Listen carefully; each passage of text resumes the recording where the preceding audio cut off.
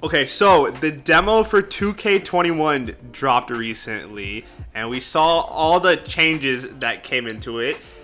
But the main changes that we thought were going to happen, we didn't really see it. We saw nothing happen to the My Career Builder. The only thing that we did see was the shot meter changed, and that's really it. And the shot meter didn't get any better. It felt like I was playing an Xbox 360. Yeah, that shot meter was bad. Like, I don't know if y'all played the demo. The problem with the shot meter is that, like, it's like, I don't know how to describe it. You can put a visual on the screen. It's like a gray little bar, and there's a slight, like, little window of opportunity. And it reminded me of Madden, how you're, like, punting, or if you're about to shoot, like, kick a field Yeah, that's pretty So, true. like, it's just, like, it doesn't feel like a jump shot. Whenever you have the full bar and you're shooting in 2K, whether it's 2K17, 2K20, whatever it is, it feels natural. It feels like I'm loading up and I'm going to shoot a basketball. Bro, I'm gonna be honest with you, like, I didn't even know there was a little part to green it. Like, at some point, I don't think I only greened twice, because I didn't know what I was doing. One time, and it was with Kobe. I don't know, Rip Mama. But I honestly don't understand how this shot meter works. If anything, once the real game comes out, I feel like everyone's just gonna turn off the shot meter in general. Cause I think they'll have it so there's different shot meters because if they've seen the outrage. They might make it so you can have the same one as 2K20. They might make it so you can take it off completely. I don't know, because they got to fix it, bro, because it's not looking nice. I'm not going to play with that shot meter. It is Ronnie that controls all this stuff. I don't know if we trust Ronnie to make the changes to the game. I mean, hey, man, he's going to do what he's got to do, bro. He made 2K20.5. 2K20.5. But the other thing that we noticed was the builder is pretty much the exact same. There's, like, minor tweaks in it. Like if you make the build the same way as you made in 2K20, in 2K20.5, you're gonna see a little difference in your play, but it's not anything to the point. It's almost the same thing. It's not enough to where it's like I'm paying $60 for a new MyPlayer build. Yeah, exactly. Exactly. Like the same thing. Like if the game was half the price of 2K20, if it came at like $30 and you had 2K20 already, like, okay, then that's a fair deal. But no one's gonna pay $60 for a game with a worse shot meter. Like, it just doesn't make no sense. The only difference that I think came out with the MyPlayer build is that they added a couple of more pie charts. But even then, I created my exact same build from memory from the build I had in 2K20, and I made it in 2K21. The only difference was that I had one less badge, and some of my overalls, my stats were a little different. So, I mean, it's not like we're getting a completely new game. It's not like you can compare, 2K20 to 2K17, and it's a completely different build system. It's literally exactly the exact same thing. Dude, I'm gonna be honest, I didn't even know there was more pie charts. Like, I maybe like the physical pie chart, like your vertical, your speed, your strength, your stuff. I thought they had more of those, but like in terms of like, your main play style, like I swear to God, it was the exact same. If I'm being completely honest too, I didn't even see the difference. I just read somewhere that it said that there was different pie charts.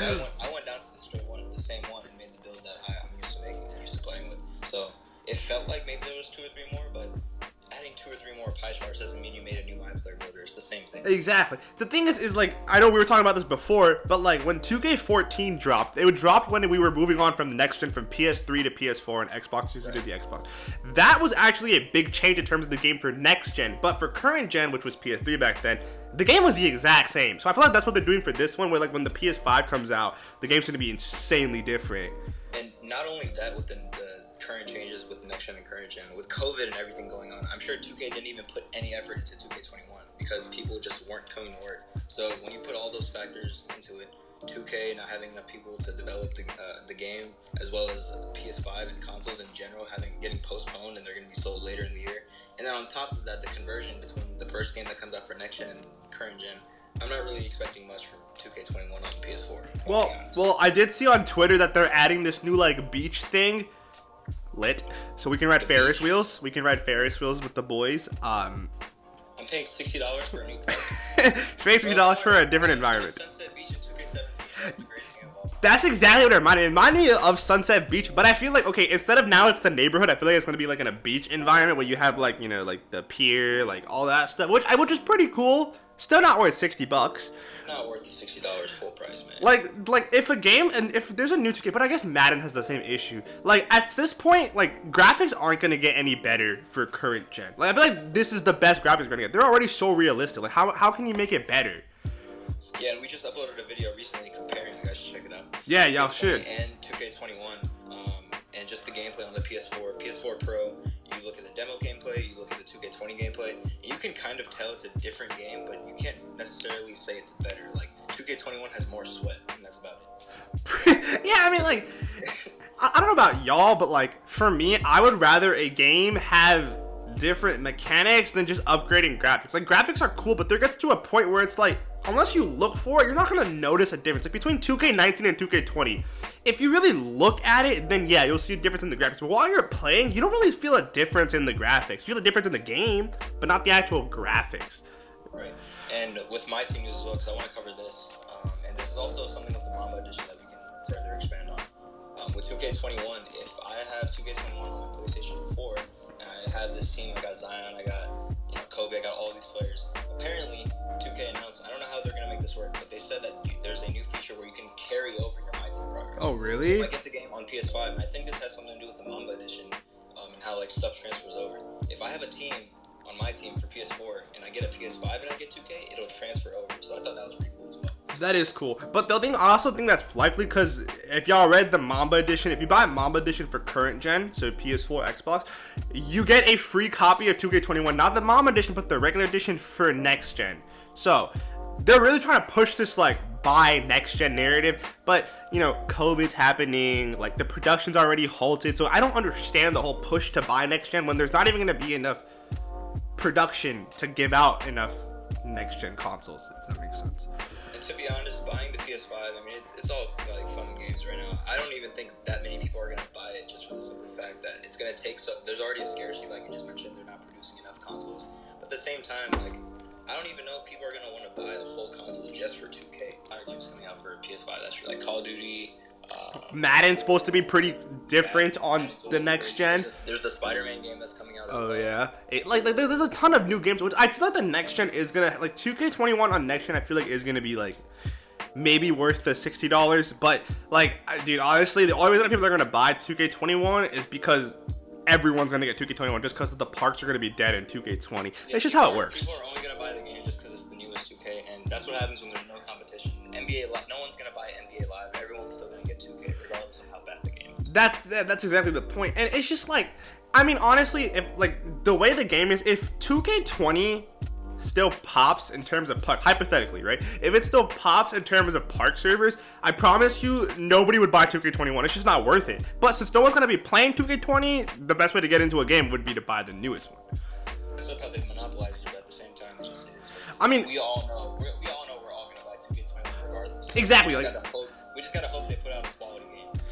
The only thing is I think I have kind of high hopes for my team this year, just because I don't know. I feel like because like towards the end of 2K20 compared to the beginning, they started loading out these cards, and I think that's what makes my team fun.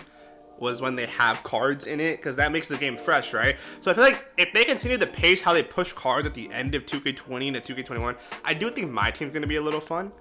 But my team's interesting though. They've had a lot of different features and game modes added. Like recently, in the past couple of years, they've added the 3v3 game mode for my team. They just added the evolution thing where you can get a player or you can get a card, and the more you use it, the better it plays, the better the overall of the card becomes. I didn't even know that was a thing. It's called Ascension with 2K21. And there's just a lot, like they're going to be incorporating locker codes a lot more. There's just a lot with my team.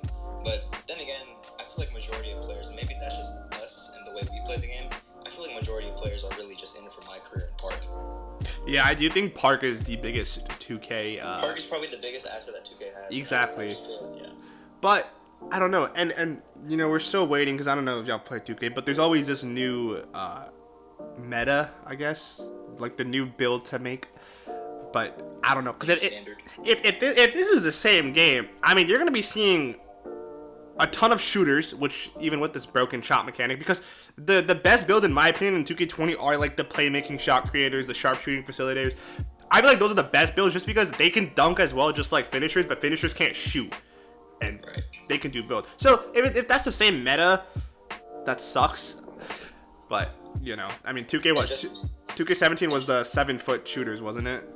Yeah, I was just about to mention, so just like in 2K17, you could have a glass cleaner, and they could still pop corner threes. You could have a lockdown defender, and they could pop corner threes. So with the whole incorporation that 2K announced where they removed quick draw, and another thing on that, I don't know why they made it such a big deal that they removed quick draw, but all of the other badges are still.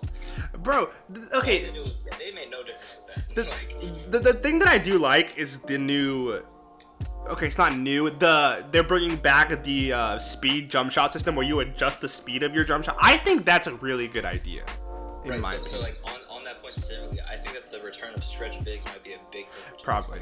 Having a bunch of big men that can shoot threes. In 2K20, it wasn't really that much. Like, you don't really see that many stretch bigs. And it's more so like a Paint Beast nominated game and pretty much a standard big man park situation. But in 2K17, you never knew what a player was going to do. You never knew if they had a post scorer that could shoot threes. You never knew if they were going to, pull up from half court and they were like a small forward. Like, it was just so unpredictable in that game. And I think 2K21's also headed in that direction.